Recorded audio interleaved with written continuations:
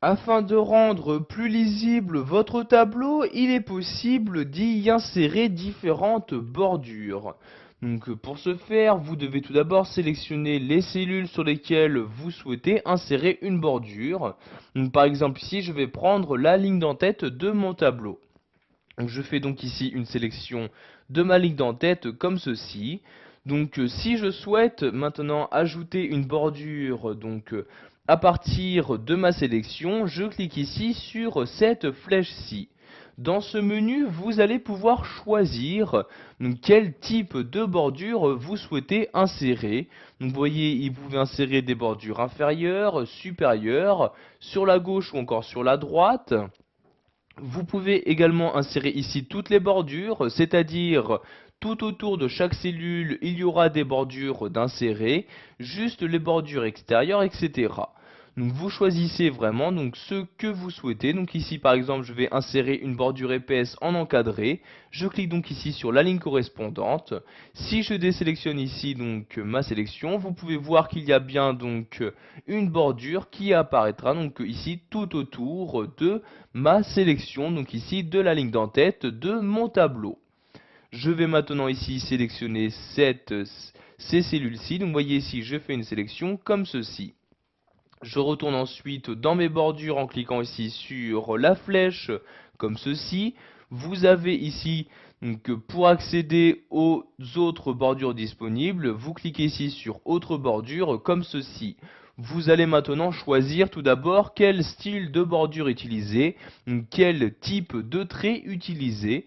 Donc vous voyez, vous avez ici des traits continus plus ou moins épais et également des traits discontinus. Donc je vais par exemple prendre celui-ci, donc je clique donc dessus pour l'utiliser. Donc après l'avoir sélectionné, sachez que vous pouvez également appliquer une couleur à vos bordures. Une couleur que vous pouvez modifier en cliquant ici sur cette flèche-ci. Donc vous voyez, vous avez ici toutes les différentes couleurs qui apparaissent. Je vais par exemple ici sélectionner le rouge comme ceci.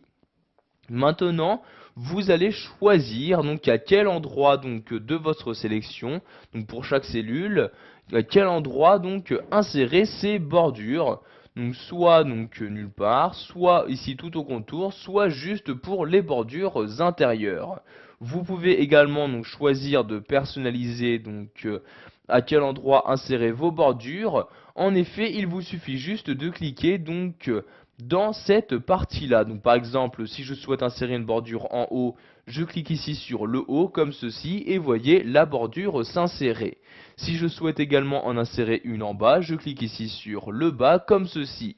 Donc par exemple, vous voyez, je vais juste en insérer une en haut et une en bas. Je clique donc ici sur OK pour valider mes changements. Maintenant, si je désélectionne mon texte, donc vous pouvez voir ici que pour ma sélection, il y a bien eu une bordure en haut et une bordure en bas qui ont été insérées.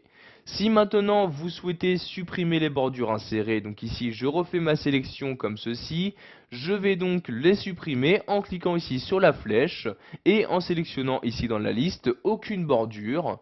Donc vous voyez maintenant, je n'ai plus aucune bordure d'insérer. Donc si je souhaiterais insérer une bordure, donc par exemple juste pour cette cellule-ci, je la sélectionne la cellule, je reclique ici sur la flèche et je rechoisis le type de bordure à insérer. Pour finir, nous allons voir que vous avez la possibilité de tracer vous-même vos bordures, c'est-à-dire que vous allez choisir à quel endroit les insérer précisément. Donc je clique ici sur tracer les bordures. Vous avez maintenant le curseur de votre souris qui ressemble ici à un crayon et vous allez devoir dessiner vos propres bordures.